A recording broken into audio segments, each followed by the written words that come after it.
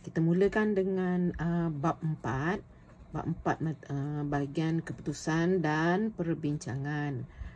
Jadi sebelum ini saya ada jelaskan tentang bab 4 keputusan perbincangan dan cara menganalisis data dengan menggunakan jadual. Tapi yang ini kita ada satu lagi cara yang berbeza. Jadi tajuk yang sama iaitu bab 4 keputusan dan perbincangan. 4.1 kita letak pengenalan. Seperti juga saya jelaskan sebelum ini, semua bab mesti ada pengenalan, dan dalam pengenalan bab 4 ini kita cuma jelaskan apa yang terkandung dalam bab ini. Ingat ya, kalau kita buat panjang lebar dalam bab pengenalan ini nanti membuatkan seperti macam sorotan kajian lah pula. Jadi dalam pengenalan ini tak perlulah ada rujukan, sebab bila kita ada rujukan, akhirnya kita akan jadi seperti bukan bab 4. Sebab bab 4 ni kita akan analisis data. Jadi seterusnya kita masuk ke 4.2. 4.2 ni biasanya kita akan merujuk kepada objektif kita. Saya beri contoh objektif ni, objektif kajian.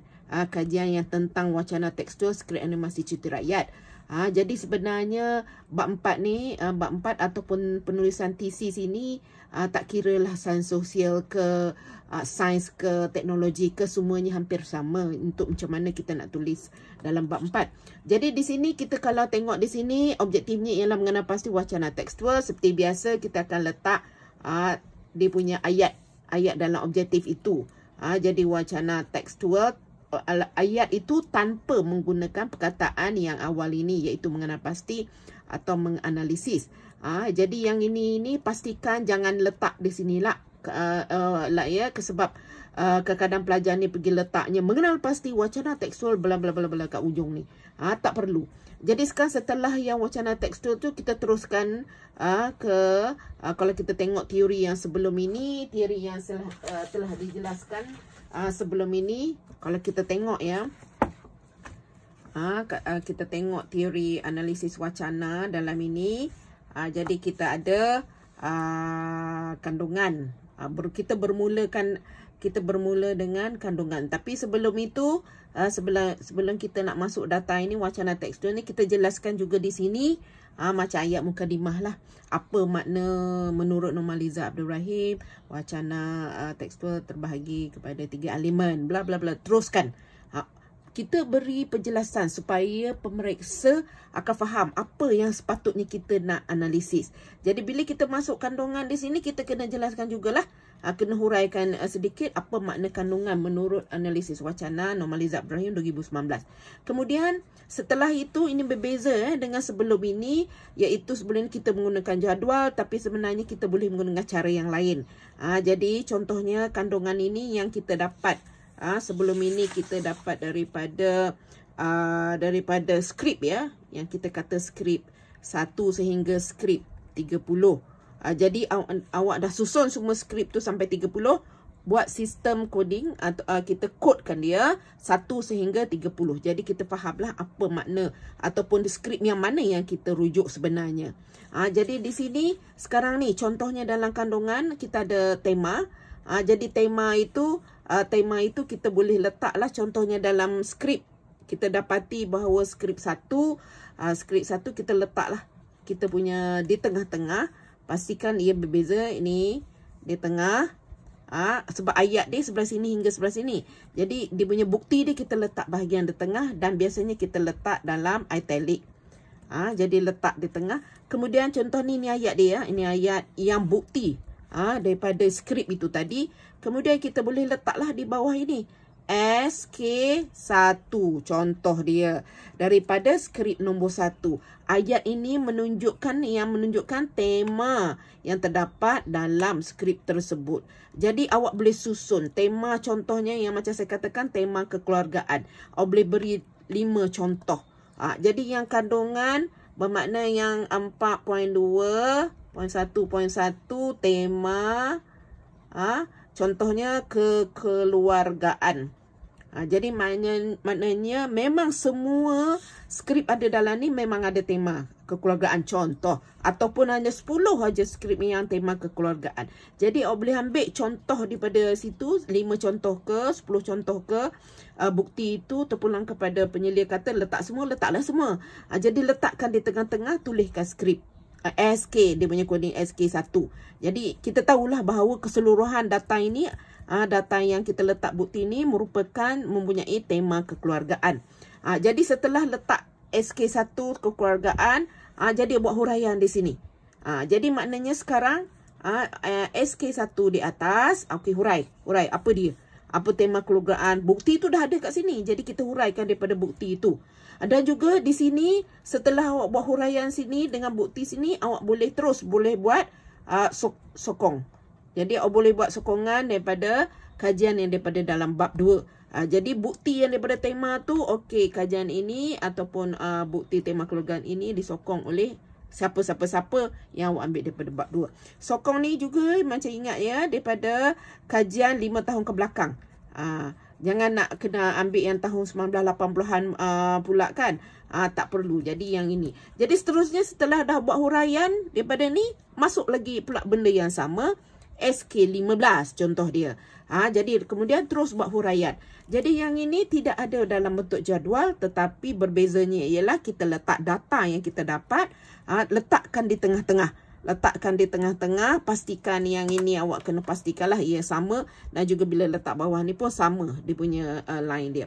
Kemudian huraian dia lebih kurang 1 perenggan atau 2 perenggan. Okey, dan seterusnya. Ini baru satu tema. Dan seterusnya kalau awak nak buat kalau pensyarah kata okey, saya nak awak buat 5 tema ataupun 3 tema. Terpulang kepada pelajar yang didapati daripada skrip ini, ada berapa tema yang menyerlah yang awak dapati. Tapi jangan tinggalkan pula, nanti kan tiba-tiba pemeriksa kata, saya dapati skrip 18 ni memang ada tema sekian. Tapi awak tak jelas pun dalam ni. Ini awak kena bersedialah. Sebab itu awak kena pastikan dulu berapa tema. Dan juga kalau tema itu awak rasa awak nak buat 3 sahaja atau 5 sahaja, pastikan awak letak dalam batasan kajian bahawa awak cuma analisis 5 tema sahaja. Dan beri justifikasi mengapa pilih 5. Kalau tak justifikasi, memang tak boleh. Jadi maknanya awak kena letak semua tema yang terdapat dalam skrip ini. Jadi yang ini ingat ya, lagi sekali berbeza huraian dia. Seperti biasa apabila kita buat huraian dalam bab 4 ini, kita perlu pastikan bahawa kita ada penanda wacana. Penanda wacana ni penting supaya ia akan kelihatan seperti penulisan akademik. Ya. Yang kedua, macam sebelum ini, setelah kita dah hurai objektif 1, kemudian pastikan kita punya ini 4.2.3 contohnya, sebab 4.2.2 merupakan yang konteks. Jadi kalau 4.2 ni rumusan. Seperti biasa dalam rumusan ini, walaupun dalam ini kita dah ada sokongan dan tiap-tiap satu kita buat sokongan, boleh juga satu cara yang mana yang ini kita buat saja huraian. Dah habis huraian, kita letak dalam rumusan, kita rumuskan apa dalam objektif 1, dan di sini kita boleh sokong kajian dalam bab 2 dan juga kita sokong teori. Ada 2 cara. Jadi satu cara tadi kita letak sokong dalam setiap huraian analisis kepada terhadap yang kita punya data, dan kita terus sokong kajian-kajian yang lepas dan juga sokong teori. Kedua, kita boleh letak ke semua dalam rumusan, kemudian kita rumuskan apa keputusan kajian kita dekat sini, dan kita terus sokong dengan kajian 5 tahun ke belakang dia dalam bab 2 dan juga sokong teori. Jadi rumusan ini biasanya dia tak perlu banyak. Sebab kalau kita dah banyak, kita nak macam seperti salin balik apa yang kita dah tulis dalam bab 4. Tak maulah macam tu. Jadi kita kena rumuskan apa keputusan dari segi kandungan, apa tema yang ada. Kemudian kita buat rumusan untuk konteks. Apa dia punya rumuskan. Maknanya ringkaslah rumusan ni. Kerana kita terus sokong dengan teori. Iaitu perkataan, maknanya kita tulis dekat sini dalam rumusan, kita buat sokong. Okey, dan ayat tu seperti biasa yang macam saya kata, kita ada macam kajian ini selari, hampir sama, ataupun kerana ini menyokong, ataupun adalah awak nak letak perkataan apa nama negatif, contohnya kajian ini didapati begini, namun ia berbeza dengan dapatan kajian daripada kajian orang sekian.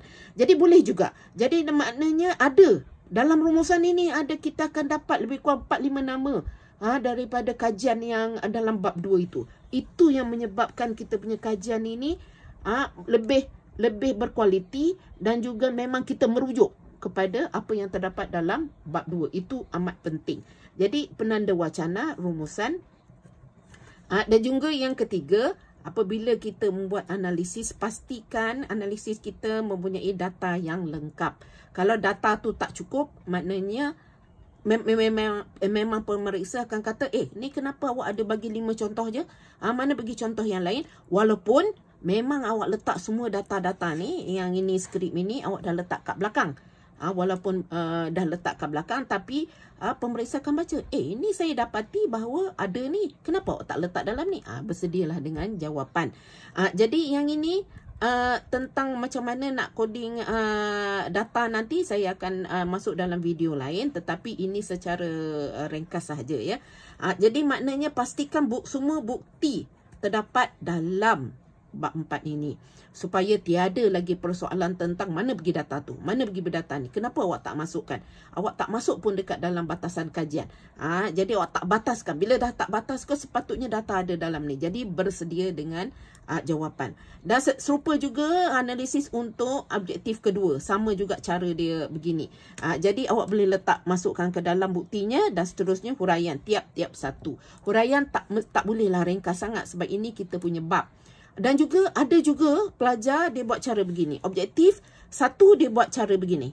Masukkan data kat tengah. Makna tak ada dalam bentuk jadual lah. Masuk kat tengah. Kemudian objektif kedua dia buat dalam jadual. Boleh.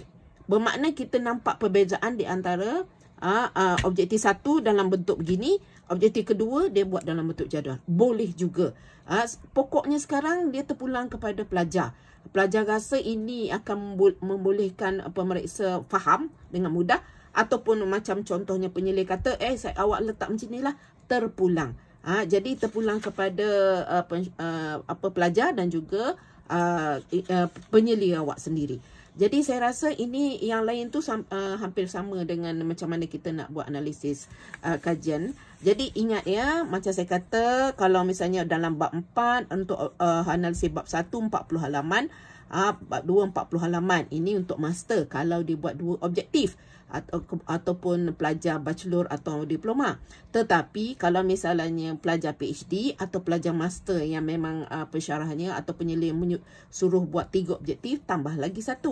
Ingat ya, ini minimum 40 halaman. Jadi kalau misalnya awak rasa awak nak lebih sikit, tapi pastikan ia seimbang. Sama ya, sebab ini menunjukkan kepentingan bagi setiap objektif. Macam saya ulang sebelum ini ya, kalau contoh tiba-tiba buat ini 20 halaman, ini 50 halaman, tiba-tiba yang objektif 3 adalah 5 je lah halaman, tak boleh. Sebab ini menunjukkan tiada kepentingan untuk objektif 3 dan kurang kepentingan bagi objektif 1, dan objektif 2 ni macam terlebih-lebih pentingnya. Jadi menunjukkan awak punya kajian ini, cara analisis tu adalah tidak mencukupi. Jadi ini tidak boleh, langsung tidak boleh. Pastikan ia sekata ataupun seimbang. Kalau misalnya awak nak lebih, ini 41, ini 38, ini 43, bolehlah diterima. Hampir sama. Tapi tak boleh terlalu ketara seperti ini. Juga bayangkan kita pelajar, contoh pelajar master PhD, tak bolehlah dia terlalu sikit. Saya jumpa ada juga saya sebagai pemeriksa, dia punya objektif 1 ada cuma 20. Okey, tiba-tiba objektif 2 ada 2. Objektif 3 ada 1, sebab dia kata nak menyenaraikan saja. Tak boleh ya, tak boleh. Ini dah tahap master PhD, mana boleh huraian bab 4 ada banyak ni saja. Tapi kita bila tengok tesis tu tebal. mana datang yang tebal? Yang kita sangkakan mestilah bab 4. Rupa-rupanya yang dia banyak dalam bab 3. Tak tahu kenapa sampai bab 3 sampai banyak. Sedangkan bab 3 sepatutnya lebih kurang 8 hingga 10 helai saja, 10 halaman saja. Yang ini bab 4 ni penting ya. Ini menunjukkan kita punya kajian. Selama-lama bertahun-tahun kita belajar, ini yang kita dapat, inilah kita bukti kita dapat. Sebab itu kajian kita berbeza dengan semua orang kajian dalam satu dunia ni. Sebab itu kita kena bangga bahawa dalam keputusan perbincangan kita dalam bab 4 ni kita ada halaman yang sebanyak ini. Ingat ya, minima. Jadi kalau nak beza sikit boleh, tetapi ketara tidak boleh. Sebab kita nak pastikan bahawa bab 4 ni penting. Inilah menunjukkan keputusan kajian kita ya. Jadi ini perlu ambil kira, penanda wacana perlu ambil kira, rumusan perlu ada sokongan daripada kajian dalam bab 2 dan juga mesti kita ambil daripada 5 tahun ke belakang dan mesti ada kaitan lah. Tiba-tiba jangan pakai sokong aja. Tapi tengok bila kita rujuk balik, bermasa rujuk balik tiada langsung dia punya kaitan di antara kajian itu dengan kajian ini. Dan juga bukti kita lah, bukti kita yang kita letak ni merupakan memang betul-betul bukti yang ini. Dan mencukupi bukti kita ya.